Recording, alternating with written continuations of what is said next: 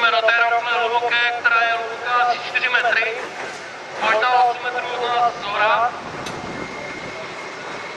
Tak, teď se krásně naklonila. První kolo ve vzduchu. Co no? Kluci, puste to dolů, z kopce dolů. Vidím signál z kabiny, ne, půjdeme ještě nahoru.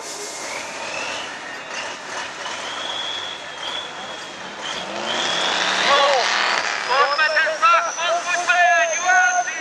S5, sekci číslo 4, pojďme do toho. Až teď půjdeme dolů. Takže teď nastane situace pro vaše foťáky zhora.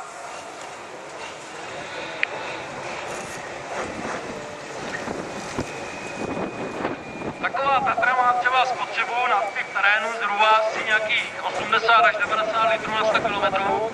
Teď je ten pravý okamžik. A ještě jeden okamžik a možná ještě 2 okamžiky a Tatra bude dolů. Takže teď si myslím, že to je už je to pryč.